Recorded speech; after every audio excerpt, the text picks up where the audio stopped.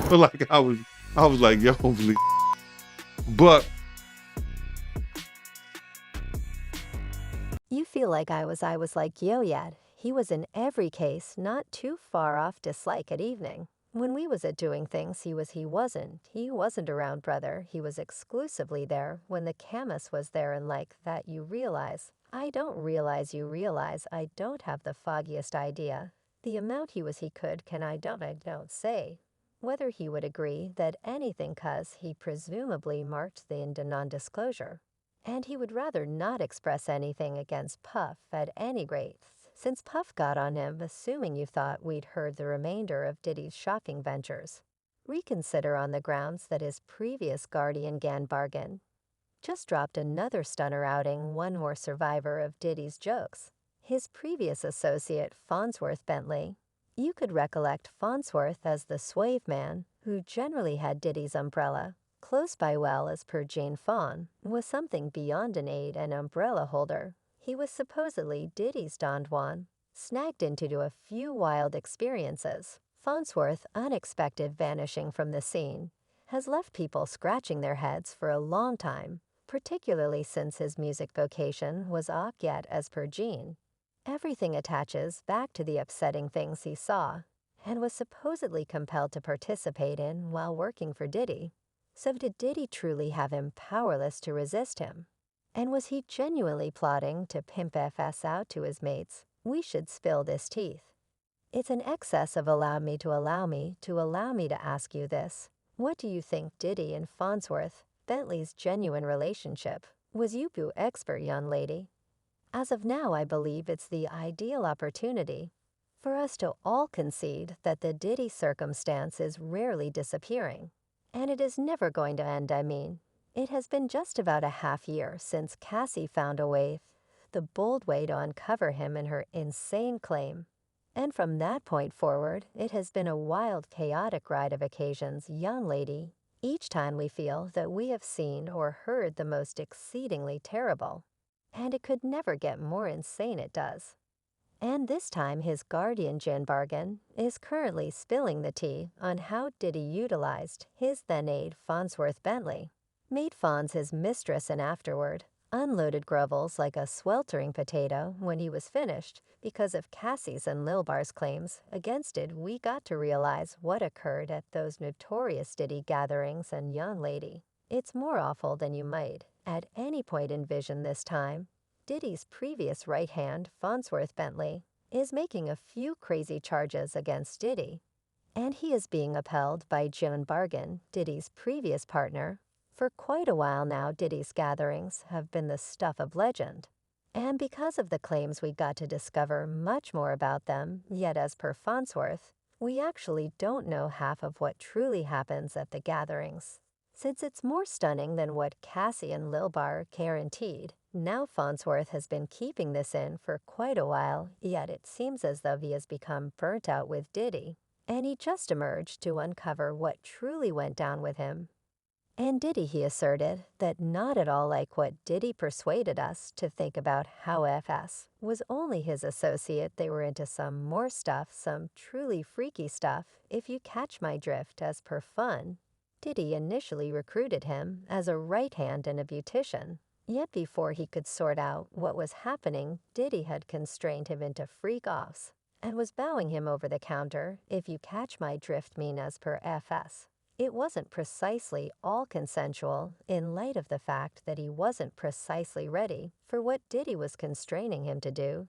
Yet he was unable to turn Diddy down since Diddy didn't precisely take it pleasantly. When he gets turned down, young lady, as of now, we got to begin asking why Diddy generally must be engaged with more youthful individuals who work for him. It resembles a power trip for himself, and it quite often gets so untidy, I mean between Cassie Lil Bar and presently Fonzworth. We got to ponder who else Diddy has dealt with like this. In addition to how likely is it that everyone is lying about Diddy, since none of these individuals never worked with Diddy simultaneously.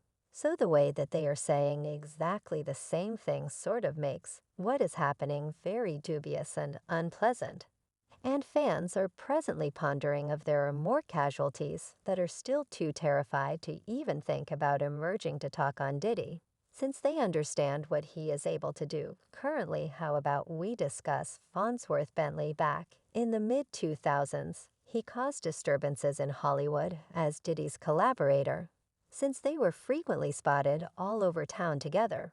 And Chala, that man was genuine gorgeous sight since he was fine and knew how to dress, yet it just so happens.